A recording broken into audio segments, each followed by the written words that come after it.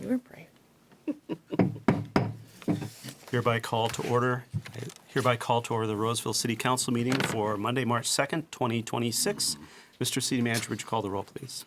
Councilmember Groff. Here. Councilmember Strawn. Here. Councilmember Schroeder. Here. Councilmember Bauer. Here. Mayor Rowe. Here. And by way of introductions, we have our City Attorney Rachel Tierney, who's on my right at the end of the dais, and City Manager Pat Trudgeon, who's on my left at the other end of the dais. Other staff will be participating in the meeting, and we'll make those introductions as those agenda items come up. Would let folks in the public know that we do have a complete set of the meeting materials in a binder in the back of the room on the table under the big clock, which is available for members of the public to share if you need access to the various materials that we'll be considering as we take our actions this evening. We do also have extra copies of the meeting agenda that are back there as well if you need to follow along with the meeting, and those are yours to keep. If you do have a cell phone, we ask that you silence it or otherwise assure that it doesn't disrupt the meeting this evening. And I think that should be good for housekeeping for now, and we'll go ahead and ask folks to stand if you're able for the Pledge of Allegiance. I pledge allegiance to the flag of the United States of America and to the republic for which it stands, one nation, under God, indivisible, with liberty and justice for all.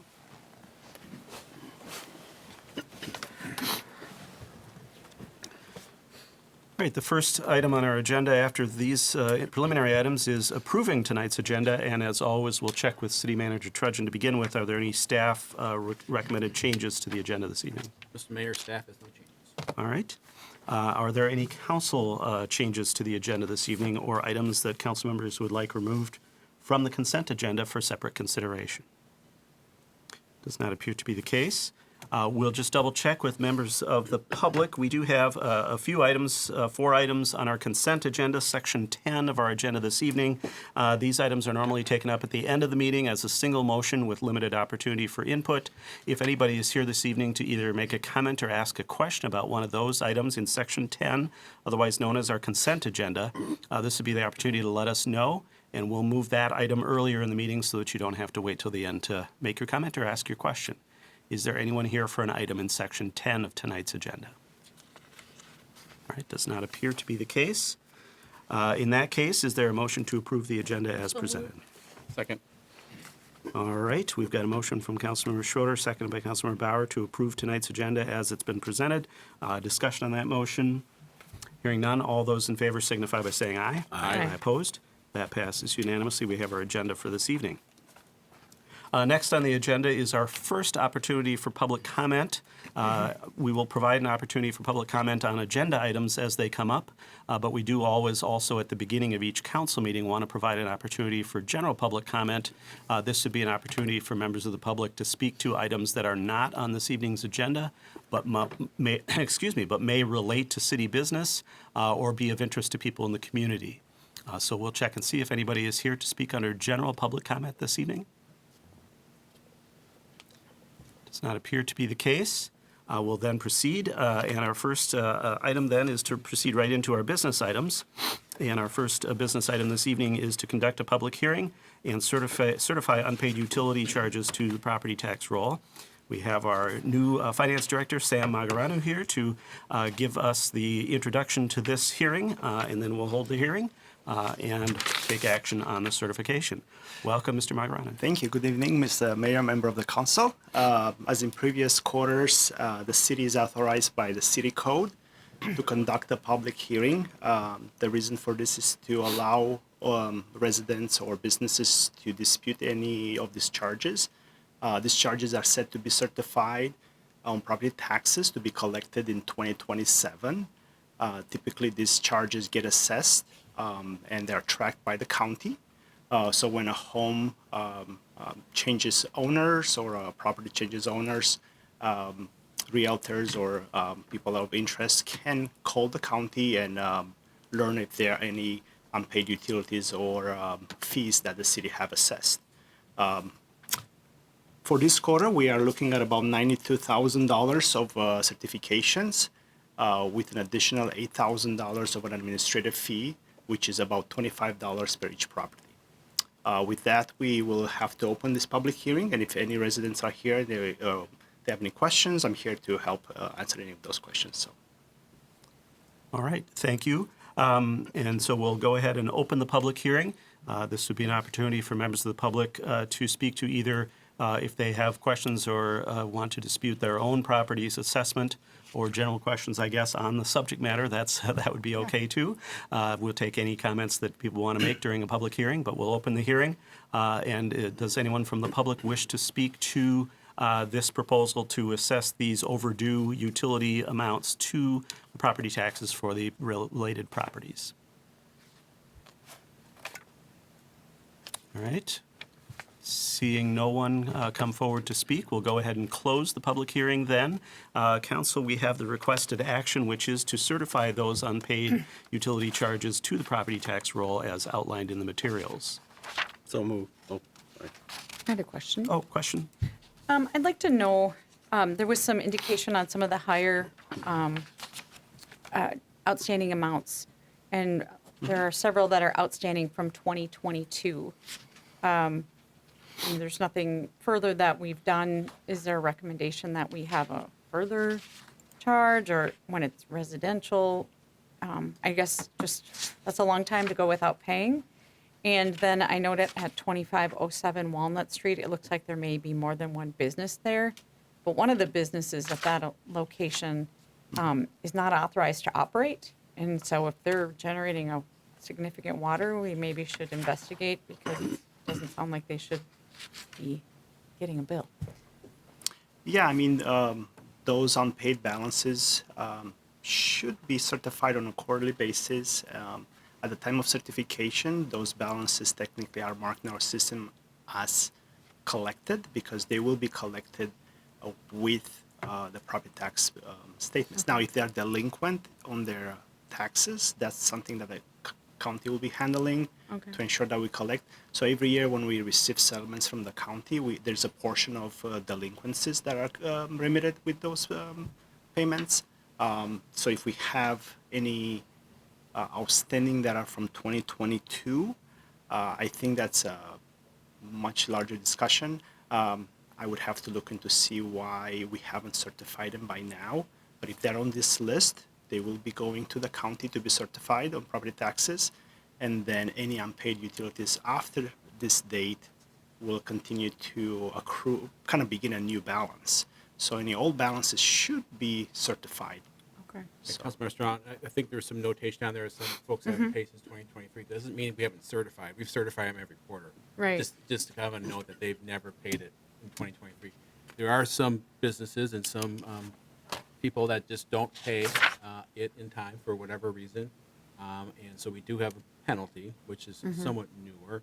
I suppose there's maybe a distinction from somebody that's got an $80 overdue bill versus a $2,000 or $3,000 delinquent bill regarding penalties, but right now we charge everybody that same amount. We could potentially look at some sliding scale, some different type of fine for businesses, non-homesteaded properties, for instance, to help push them to make the decision to pay on time.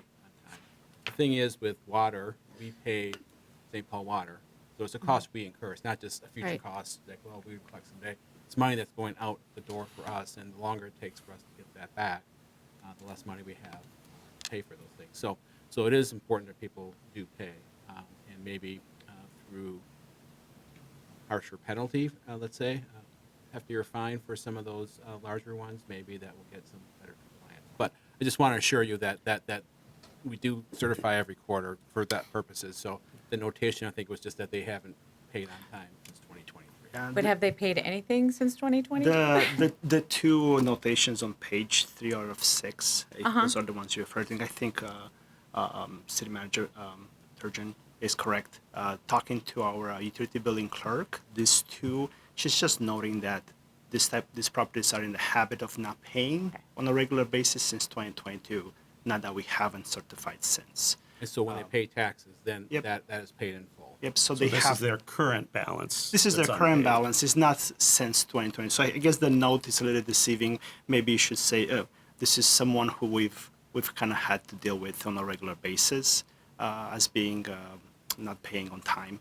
But this is the balance as of this time when this report was put together. So we're going to be certifying this. So once we certify, the balances show 0 at that point because we're marking in the system as those will be collected through the property taxes.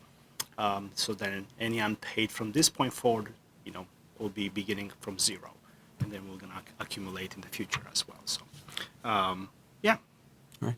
And it may be worthwhile to have a discussion about, the frequently delinquent commercial properties and things like that, and just seeing if there is some way we want to address the non-payment beyond our current system. I think that would be appropriate to bring back for some further discussion. We'll explore that. Yeah. All right? So I just have one more question now that you brought that up. So if they don't pay their property taxes, this doesn't get paid. So it could accrue for quite a while until Well- there's a tax foreclosure. Yeah, I think it gets to that point where the county is in charge of kind of going foreclosure. But typically it's good practice for us to certify it in case Right. the property sells Yeah. or goes in foreclosure. Then Right. we are kind of Protected. protected, and like a realtor has to call and kind of inquire on a property. They know a lot of times they don't call the city. They should be calling the city as well and the county, but a lot of times they don't call the city or the county, and then if the property sells and then we don't certify it, there's no way for us to get those monies back. So Okay, thank you. yeah. I would make the motion, Mr. Mayor. Second. All right, it's been moved by Councilmember Groff, seconded by Councilmember Strawn to adopt the resolution that's the attachment in the packet, which certifies those listed properties to the property taxes for this quarter for those unpaid utility charges. Discussion on the motion as the maker, Councilmember Groff. Oh, thanks for bringing this forward. It's important. Thank you. All right, as the seconder, Councilmember Strawn. Nothing further. All right, other discussion on the motion? All right, hearing none, all those in favor signify by saying aye. Aye. Aye. Opposed? That passes unanimously. That resolution is adopted, and those charges are certified. Thank you. Thank you. Thank you. All right. Next on our agenda, item 7B, is to consider adopting an updated snow and ice control policy. And for this item, we have our Public Works Director, Jesse Freihammer, with us this evening to bring this before the council for our consideration. Welcome, Mr. Freihammer. Thank you, Mayor and Council. So I have a short presentation on our current and proposed snow and ice control policies. So I know it's March, we're kind of through the snow season, we hope. But we just thought it'd be timely just to bring this back. It's, as you see, it's kind of more of a general update, nothing real specific on how we do operations. So this policy was last formally updated in 2014. It applies to city streets and parking lots. It does not apply to pathways. The Parks and Rec Department has a separate policy that deals with pathways. So just want to make that clarification that if we want to get into the pathway thing, that Parks will probably have an update that they'll bring at some future date. But this is just how we plow streets and then a little bit on the parking lots. And it's city streets and not. City streets and not. We do reference one update we did do. You'll see is we actually, our maps previously didn't reference which streets were county. We further clarified that to make it explicit. So, but basically, we haven't looked at this in detail in about 12 years. Overall, the current policy works well. We don't have a lot of complaints on when we go out, stuff like that. But overall, staff did look at this to really simplify the policy. It was 7 pages. A lot of it was just kind of rambling that the general public didn't care about. It just caused confusion for staff, so we just really wanted to simplify it. One thing I do want to add, Assistant City Manager Rebecca Olson had kind of mentioned this, but this kind of predated me a little bit with the GARE program. The snow and ice policy was reviewed a little bit, basically, on how it tied into parking and should we change the policy on how we do parking and whatnot. So this was just kind of we overall had mixed feedback on if we should change the parking restrictions or not. So just wanted to acknowledge that it did get brought up a little bit as part of that process, but there was no overall changes, which is why we didn't have it in our staff report. So just some key points, just wanted to emphasize what's staying, what we're not proposing to change. Basically, overall, to have the streets and critical parking lots plowed to a full width within 10 hours after the snow has quit falling on snow events that are 2 inches or greater. So that's kind of our baseline policy. So if it's 2 inches, we're always going to go out there, and our goal is to have that done in 10 hours. Usually we're done in 6 to 7 hours. The city will begin plowing when we have 6 inches of snow. So if we have a big, large 12, say we get 12 inches of snow, when we hit 6 inches, we will start plowing at that point. A lot of times then we're only going to be plowing collector streets. So once again, we're not proposing to change that.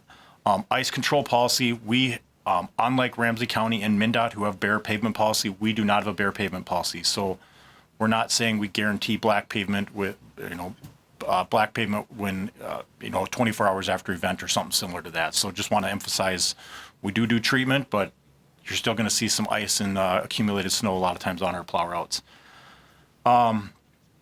Yeah, barren pavement should not be expected throughout the winter months. And then roadside considerations, these are things within the right of way, such as trash receptacles, mailboxes, landscaping, and irrigation. The policy speaks to when we will replace that at city expense versus when it's not when it's a property owner issue. For example, if we hit a mailbox directly with our snowplow or the wing, we will replace it. If the snow, the weight of the snow knocks it over, that is a property owner responsibility. So a lot of times their wooden post that was in for 20 years has rotted away and it just tips over. Not because we hit it, that's private property owner. If turf gets damaged, we usually take care of that because we bumped over the curb. But if you have irrigation, that is a private property owner responsibility. Same thing with other items. So none of that's changing. That's all remaining the same. We just condensed it and made it a little simpler to read. And then overall, the parking regulations, as I mentioned, we're not proposing to change parking regulations, still in effect. The one thing we did note is we technically do have the pilot project. We kind of acknowledge that in the policy. The old policy was before we started doing those. We are still considering them pilot areas because we haven't, they work a little bit, but there's still some tweaks we want to change, so we still are considering those pilot areas. So the proposed changes to the policy, the big changes are overall updated format. As I mentioned, we kind of reduced it from 7 to 4 pages, so much easier to read and understand. One key term we changed was we referenced collector routes. We're changing that to priority main routes, kind of just simplifying it to the general public. Most people don't know what a collector route is. Priority main routes, people understand, it's the main routes the city has. We did add a limit to the maximum time plow drivers can work in a 24-hour day. We just added 14 hours, which is kind of industry standard. Some cities also did 12. We technically can overwrite that as well because we're a public agency, but just wanted to put something in there because sometimes we have the public go, why aren't you guys plowing 24 hours? Well, we're not crewed for that. We do have to provide some rest for staff, so it's kind of an overall goal that we would have. We've only, in the 10 years I've been here, we've only had to do kind of a back-to-back plow twice. This doesn't come up very often. As I mentioned, we did add the snowplow pilot area to the policy, and then we did update the exhibit list. So real quick, just to give a real quick overview of how we do plow routes. This does get questioned time to time, but on a typical plow event, we do break out in routes throughout the city. So this is kind of like, I think that's our 14 route crew, but just the different color areas, or we send different crews to go out. So we don't plow the city from west to east or south to north. We send the crew all over, and then they each clear their route, and then if someone's ahead, they go help whoever's behind. So just kind of wanted to show that. And we have variations of this. If it's a really light snow, we might only go with like an eight-person route. And then same thing with ice control. Sometimes if we just had, cold weather overnight, a little bit of a dusting, we just might go out and treat. Same thing, we break that out into 6 or 2, depending upon the ice event. Anti-icing, this is when we go out ahead of a snowstorm. We don't get to do this on every snowstorm. The conditions have to be right, but we will kind of put those lines in the on the pavement. The county and the state do this as well, but that helps do some pre-treatment. It's like the brine. Yep, the brine that we put out. So, and then we also just wanted to put in the policy the parking lot. So this is kind of a joint effort between Parks and Public Works.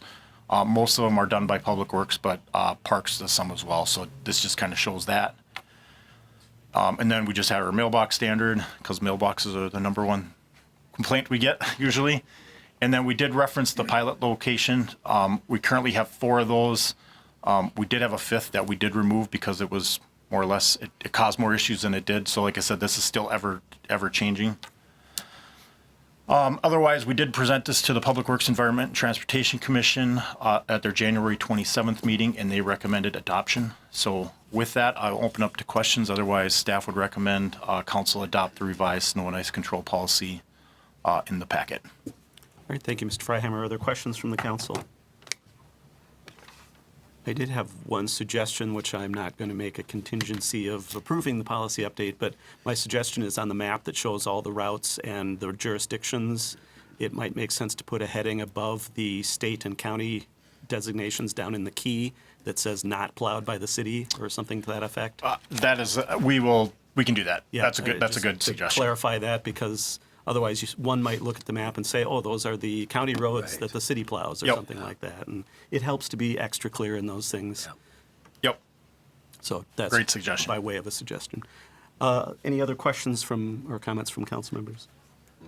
Right, we will open it up if there's anyone from the public who wishes to speak to this, I guess I would say updated policy or rearranged policy, improved policy. All right, seeing no one, we have the request before us to approve the updated policy as presented. So moved. Second. All right, it's been moved by Councilmember Strawn, second by Councilmember Schroeder. Discussion on the motion. Councilmember Strawn is the maker. I appreciate the intentional review, and always when it's shorter and easier to read, and there's some various policies we've seen that have a lot of extra words in them, so I appreciate the attention to that. And I appreciate the mayor's comments to make. There's a long discussion on Facebook, some community group, about how terrible the intersection of some 2 county roads is, and I think it's always good for people to realize how many county roads we have within our city limits. As the seconder, Councilmember Schroeder. All right, other discussion on the motion? Councilmember Groff. Just a comment. I think it's really important. I'm glad you're doing this. I didn't realize it was 12 years because well, for one, simplifying is always important, but there's no reason to have all that extra verbiage in there. But also it reviews for us and the public what the policies are, because people will ask you on the street when you don't have it in your right at the tip of your tongue about what it is, and this helps us to explain that more carefully. Thanks. Other discussion? Hearing none, we've got the motion before us to approve the updated snow and ice control policy for streets and parking lots. All those in favor signify by saying aye. Aye. Aye opposed. That passes unanimously. That policy update is approved. That rolls us then into our second sort of public works item this evening, or maybe third in a sense, related to the public utilities in our first hearing. This is to consider adopting an ordinance that amends some of the requirements of our noise control ordinance, otherwise known as Chapter 404, or a portion of Chapter 404 in the city code. And once again, Mr. Freihammer is here to bring this item before the council. Thank you, Mayor and Council. We did, let's see, so the last time we brought the noise ordinance was back in 2018. We did at that time add some exemptions to the policy for some city-led projects. Basically, there was some flexibility, so we didn't have to do an overall public hearing and variance process. So one of the so throughout the years, we typically bring 1 or 2 of these to council a year for larger projects. I think the most recent one was a Ramsey County project for some night work that they wanted to do for paving. So overall, staff has looked at other city ordinances from neighboring cities. Most of them have more of a staff level exemption or administrative process to do some shorter term ones where you don't have to do a public hearing to give more flexibility. One of the issues, like when Ramsey County wants to do it, is they come at us at the last minute, even though we told them at the pre-construction meeting there's this long process, and it really can cause some delay issues. Certainly, we don't want to impact the public negatively, and we want to provide some of that comment, but sometimes there is an overall public benefit to do that. And then sometimes when these noise variances are requested, sometimes the council's kind of handcuffed because it's the only way to build the project is to do it at night, or it's a 24-hour process. So it does put council also in a tough position. So staff was proposing to add some additional exemptions just for public agency projects. We don't want to make this open up for private construction, but if Ramsey County, for example, or the Metropolitan Council, if they had a really short-term project, so staff's proposal was to limit it to a maximum of 3 days, and there was an overall public benefit to some degree, that staff would be able to make that exemption similar to how we do city projects currently. So that's kind of the overall proposed changes. We also did there's one clarification on the Currently, we had 350 feet. Most of our other, for notification requirements, most of the other notifications are 500 feet through the city, so we did update that further. I think we've traditionally been doing 500 feet, but we did update that in the ordinance as well. The other, lost my train of thought there. Oh, and then related to that, as I mentioned, we did include in the packet some examples of kind of what the council, how the staff would kind of look at this, just to give some clarification. So if the ordinance was passed, staff would allow night work per the revised ordinance. We would still require the 7-day notification, so residents still do get notified. Like on city policy, on the city exemption, the one currently, there's still a 7-day notification that, hey, there's going to be night work happening 14 days from now, if we can get it out earlier. But it just prevents having to have a public hearing where we send out 500 notices and then we might get 2 or 3 people to show up to that. So for example, Ramsey County wants to perform night work to pave an intersection near Fairview and County Road B to minimize traffic impacts. If it's just for one night, that would be something staff would allow based on the new ordinance. Same thing, Metropolitan Council wants to perform night work for one night to rehab a manhole at the North McCarran, since the work will take 24 hours to complete. This is kind of an example where if we did this through the variance process, it's a 24-hour thing.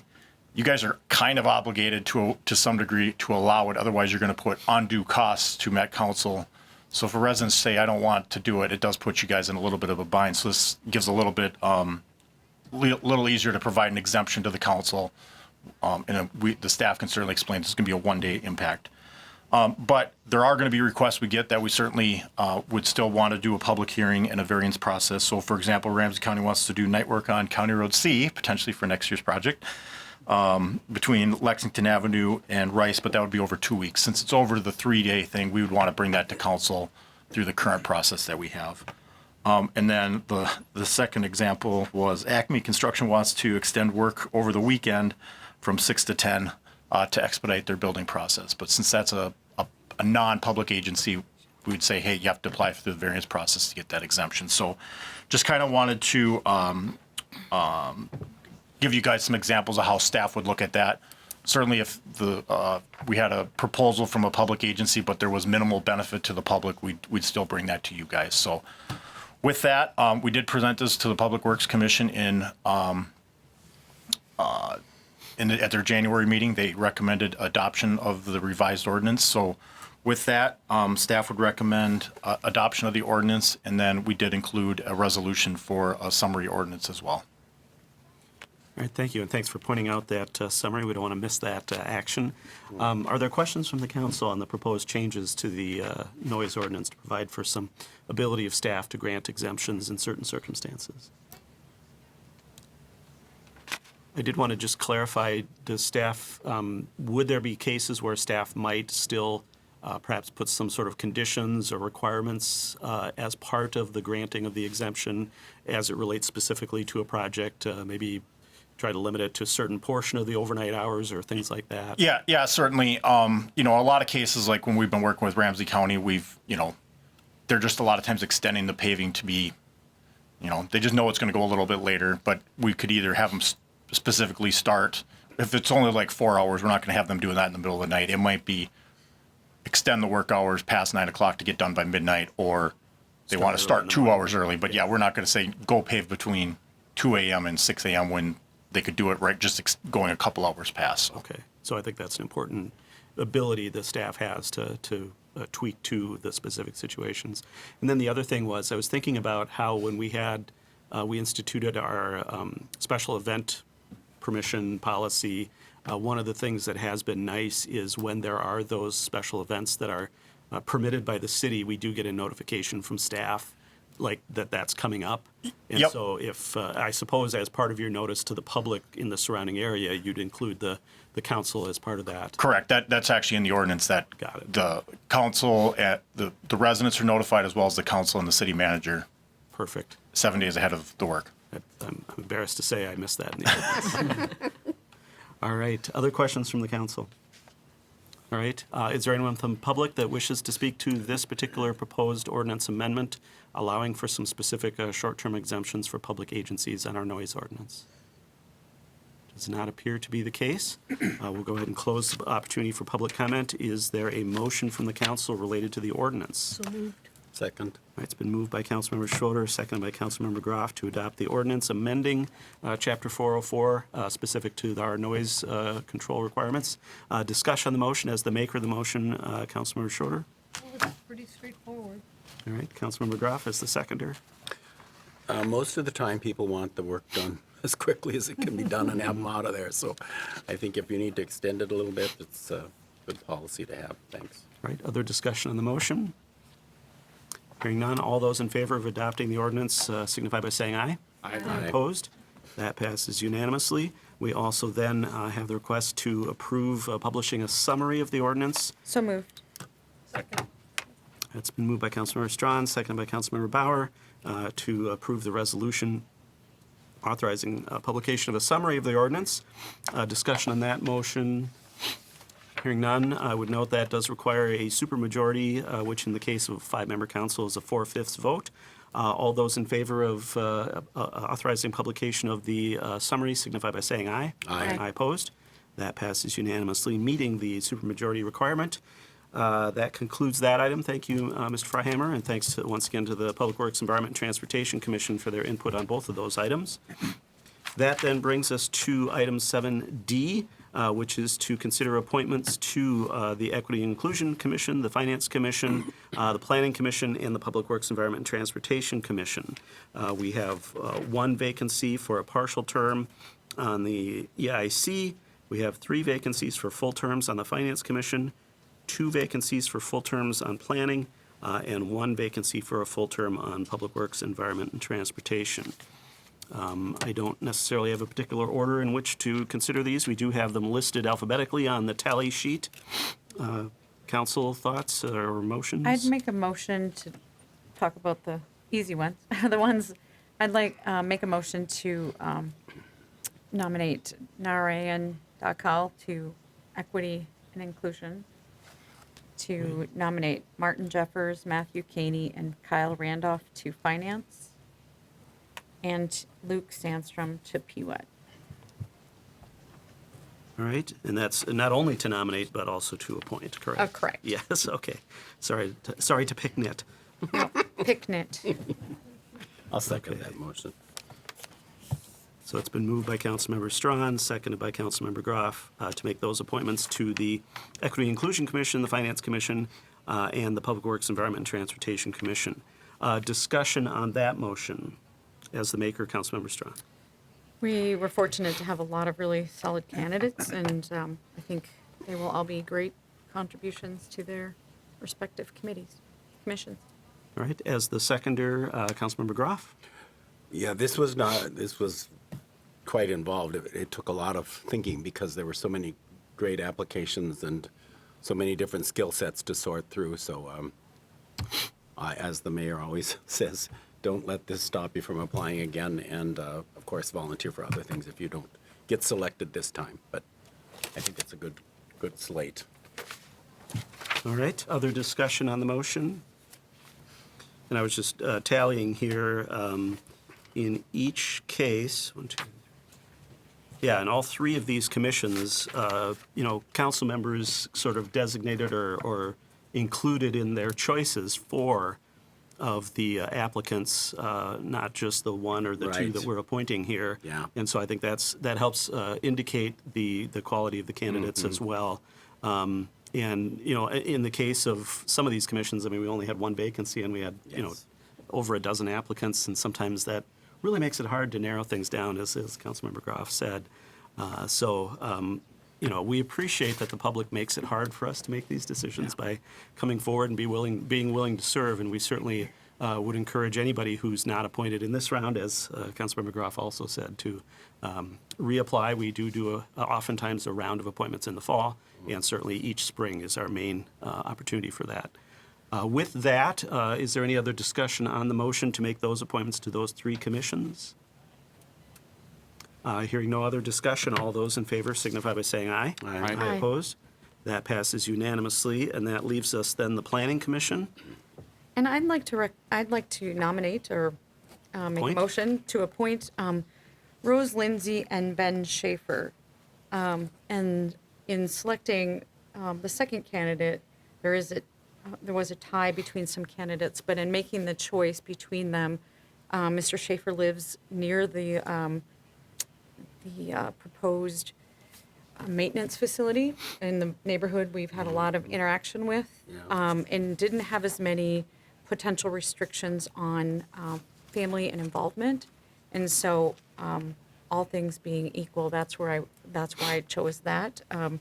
Ms. Lindsay had a lot of widespread support. So that is why I am going in that direction. Is there a second for that motion? I'll second it. It's been moved by Councilmember Strawn, seconded by Councilmember Groff, to appoint Lindsay and Schaefer to the Planning Commission. Discussion on that motion. As the maker, additional discussion? I don't think anything further. Again, we were blessed with a lot of really great candidates, and in a usual cycle where we don't have so many wonderful people to choose from. So again, anyone out there should give it another try any other time. We just happen to have a lot of public engagement right now. All right, other discussion? Oh, as the seconder, Councilmember Groff? No, nothing. Okay, other discussion on the motion? All right, hearing none, we have the motion before us to appoint Schaefer and Lindsay to the Planning Commission for 2 vacancies for full terms. If there's no further discussion, all those in favor signify by saying aye. Aye. Opposed? That passes unanimously. Those appointments are made as well, and congratulations to all the folks that are appointed. And we look forward to those folks contributing to decision-making in the city for the next 2 to 3 years, depending on the length of the term they've been appointed to. And thanks again to everybody else who applied in the process. And once again, as we've said any number of times now, we always encourage people to try again. I know I took 2 tries to get on the Planning Commission, took 4 tries to get on the council, but that's a whole other story. So sometimes you have to be persistent. If there's nothing else under business items, then I think the next item would be to look at our consent agenda. Mr. Trudgeon, it looks like you're all ready to do that. Yes, thank you, Mr. Mayor. Relatively short consent agenda items on the docket tonight. Item 10A approves payments in the amount of $457,071.46. Agenda item 10B approves the purchase of replacement printers for our police squads, carpet tiles for the hallway outside the banquet center, the Brosville Skating Center, playground equipment at Autumn Grove, Applewood, and Sandcastle Parks, and equipment to dispense EMS supplies at the fire department. Item 10C approves entering into a cooperative agreement with Ramsey County for the Fairview Avenue project that will resurface the road, make sidewalk improvements in the corridor, and replace traffic signals at County Road B and Glick Lane. The city's $222,000 share for the project will be paid by using municipal state aid funds. And finally, item 10D approves a resolution entering into a licensing agreement with Ramsey County to place a wayfinding sign at the corner of Hamlin and County Road B by the Ramsey County Library. And that is the consent agenda. All right, thank you, Mr. Trudgeon. Is there a motion on the consent items? So moved. Second. All right, moved by Councilmember Groff, seconded by is that right? Councilmember Groff, you moved it, seconded by Councilmember Strawn. Okay, just want to make sure I heard that right. Discussion on that motion? Just glad to see that we're getting item 10D with the wayfinding sign up finally, because that's been a long process on the Visit Roseville board and with the city. I think that is the one remaining sign, if I'm not mistaken, at least in this round. I think so. I'd have to double check. I think. At least we're making progress. Yeah. All right. I did also want to note that, let's see, what was the... Nope, I don't think there was anything I had on this one. So never mind. Never mind. Never mind. All right, with that, we have the motion before us. All those in favor signify by saying aye. Aye. Aye opposed? That passes unanimously, and those items are approved. It'll come to me eventually. All right, that then brings us to future agenda review. Once again, Mr. Trudgeon. So, no meeting next Monday. Typically, we have second, third, fourth, but because of spring break in the local school districts, at least I think Mounds View. in Mounds View as well. So, our meeting tonight. So, our next meeting is the 16th. Now, I would mention the EDA meeting is still iffy if we're going to have the agenda items ready. We are working diligently to get that eviction and foreclosure prevention program back to you guys. We're working through the use of the LAHA funds, in particular with that program, especially my understanding with administrative costs and how that's covered, but also working with the agency we identified, CEE, and trying to get that worked out. And so it's taking a little bit longer than we want, but we know the urgency, so we're going to do everything we can. If for some reason we can't do it on the 16th, we're going to try to get it turned around as quickly as possible after that. So stay tuned on that. I think the agreement with the Ramsey County for the grant funds for the high development, that's the big property, should be ready to go. We're also working in the background on a development agreement that may or may not be ready, so that could be an issue. So we might have agenda items, we might not, but I'm just telling you right now that is still up in the air a little bit as we speak today. But we will have a regular council meeting, more of a work session. We'll have Julie Warren. It's right in front of me. Liz Nowak, the CEO and president of Visit Roseville. She's been in the position for about a year, just to kind of give an update on all their work that they're doing and their plans moving forward here. We also want to discuss broadband franchising. That's something we talked a little bit about in the legislative parties, but we have Michael Bradley, who's the attorney from 9 North, who's been very involved in broadband franchising, come and speak to us about it, to learn a little bit more. And from that discussion, there might be an ask to support 9 North in their efforts in trying to work on a franchise with some groups here. So, but this will be the initial conversation. We want to talk about the 2027 budget calendar. And we do have some things that might be slightly different from in the past, including one interaction with the council very early this spring here about some budget drivers and talk about the strategic plan, just kind of a weigh-in and information sharing, some back and forth on that before we get too deep into the budget process. And then we'll also receive the report on the preliminary cash reserve level that the finance department will prepare. So not a lot of items, but some good topics for sure. March 23rd. There's a regular meeting. We do have some land use items regarding the state patrol headquarters that are going through. I think this Wednesday the planning commission is taking those up. We also want to talk about the hotel licenses, the 2026, 2027 hotel licenses. We'll have them all on the agenda. We have been very pleased for the most part going out there. Hotels have been working with us, and it's been much quicker this year and much more efficient. So we'll have a full report. We're doing the follow-up inspections here this week here, but I think we should be in relatively good shape. So we'll bring those forward on the 23rd, and you can see the meetings in April and May. All right, thank you, Mr. Trudgeon. Questions on the future agenda? Councilmember Strong. I have 2 questions. One, there's probably going to be a commission orientation on some point and ethics in there sometime. Yeah, in April. It's usually the second or third week in April. I don't have the date in front of me. April 12th, 13th, 14th. It's that Wednesday. And do we know if any hotels that didn't pass inspection last year might be able to be considered again? They can certainly be considered, but they did not apply. Okay, thanks. So. And there is ongoing litigation as There's well. ongoing litigation. Yes. All right. Councilor Bauer. Regarding the EDA meeting, do you have an idea of when we'll be picking up talking about the use of LAHA funds? I know when we discussed it on the last one, we left it as a future discussion. Yeah, not exactly, Councilmember Bauer. We have some internal teams that want to work on it, some cross-departmental teams to bring in police in particular, but other departments as far as how we can use that and bridge some needs in our community. So I think that's a pretty high priority for us, so we're going to get that going here. So probably the next couple months, I would guess. Thank you. Other questions on the future agenda?